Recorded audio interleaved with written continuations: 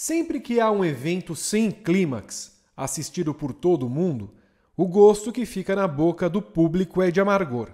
Normal, porque os fãs ficaram sem o momento pelo qual esperaram e investiram tempo, dinheiro ou os dois para ver. A questão do que aconteceu no último domingo na Bélgica, portanto, passa a ser discutida por muita gente pelo prisma da decepção. Deveriam correr ou não? Mas o ponto principal não deveria ser esse. Não é. É algo mais sério. O que passou em Spa-Francorchamps foi uma fatalidade climática. É importante começar esse editorial deixando claro que não se trata de uma discussão ou crítica à decisão de não correr. Porque era o óbvio, claro. Porque não era possível enxergar.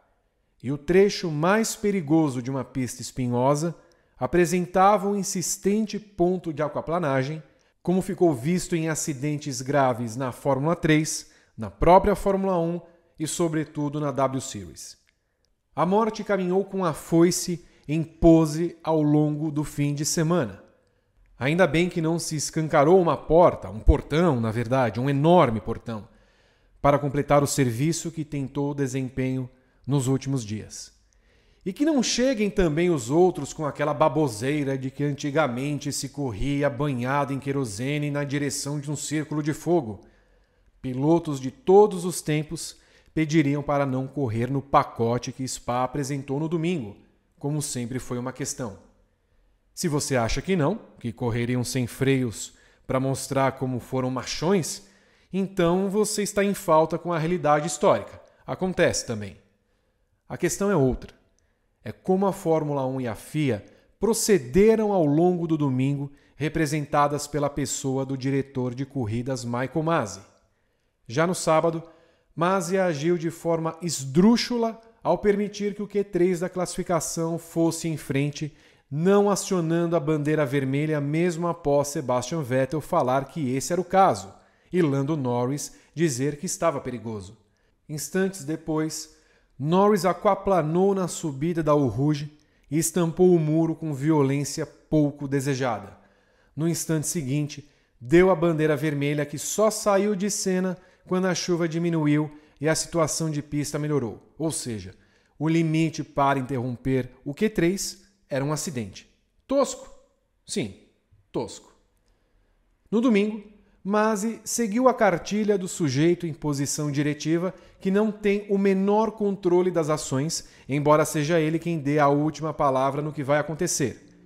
Adiou a largada por 25 minutos e partiu com a pista pior que 25 minutos antes, atrás do safety car e com a informação de que em mais 15 minutos haveria um recrudescimento da chuva. As duas voltas desfiladas não trouxeram nenhum fato novo, nenhum apoio ou demonstração de controle da situação. Era o óbvio e somente o óbvio. Não dava para enxergar, não tinha diferença. Bandeira vermelha, todos de volta para o pit lane e tempo que passa.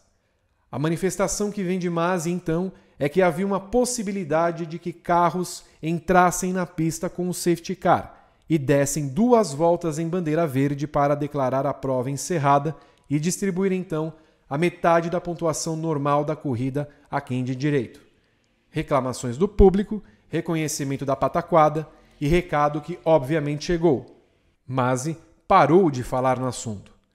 Demorou mais de 1h30 para que a janela de 3 horas para a resolução da corrida fosse interrompida por motivos de força maior. 1h30 em que nada mudou. Chovia e a pista ia em condições tenebrosas. O relógio passava das 13 horas de Brasília, 18 horas locais, quando veio a esperada resolução. Haverá uma corrida de bandeira verde. Os carros tomaram a pista através do safety car e, de novo, estava claro que nada tinha mudado. Talvez a pista estivesse até pior. O que então? Mais 2 voltas e bandeira vermelha. No fim das contas, Masi fez exatamente o que havia ameaçado horas antes para a grita geral. Um golpe dos mais evidentes já dado no público numa corrida de grande porte. Não havia a menor intenção de correr. Ao que indique que apenas Masi sabia da decisão que já estava tomada de correr com o relógio para não chegar a lugar algum. Primeiro que até minutos antes da nova largada, se é que dá para chamar assim, quem reconhecia a pista era o carro médico, mais pesado e menos aberto a acidentes, e não o safety car, que já estava em perigo andando tanto numa pista impraticável. Não apenas isso, mas a reação das equipes. A Aston Martin trocou a asa dianteira de Lance Stroll, o que rendeu até uma punição de 10 segundos somados ao tempo de corrida, risos, do domingo. A Red Bull correu contra o tempo e usou todo o poder de convencimento às mãos para consertar e recolocar na disputa o carro acidentado de Sérgio Pérez, que bateu quando levava o carro ao grid ainda antes do horário original da largada. Não faria qualquer sentido fazer isso sem achar que haveria corrida. O ponto maior é esse.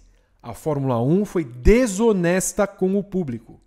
O único plano era torcer para a chuva diminuir drasticamente. Se isso não acontecesse, como não aconteceu, tudo seria um grande esquema de relações públicas para parecer que se tinha sob controle uma situação incontrolável. Chover ou não chover é 100% fora de qualquer controle humano.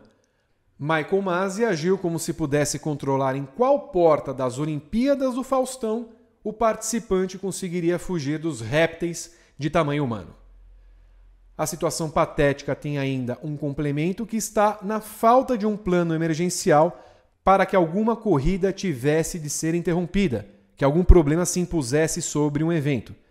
Como a Fórmula 1 organiza 22 corridas por ano, sobretudo em tempos pandêmicos, prepara uma sequência de 9 corridas em 11 semanas e não tem um plano de ação para algo assim. O que aconteceu na Bélgica não foi algo imprevisível. Não houve um tsunami, um incêndio florestal na porta do autódromo e nem mesmo um ataque de vacas agressivas como nas praias da Córcega. Foi chuva. Pura e simples chuva de verão em Stavelot, na província belga de Liège.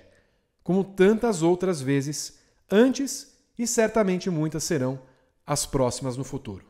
Como a Fórmula 1 ficou encalacrada sem um planejamento claro de ação para apresentar na manhã do domingo ainda, antes das horas perdidas, sem qualquer noção do que fazer algo diferente do que pedir sorte a São Longuinho? Era chuva, pessoal. Só chuva. Uma chuva forte, mas não era uma tempestade, não era um furacão, era chuva. Era um dever estar preparado para isso.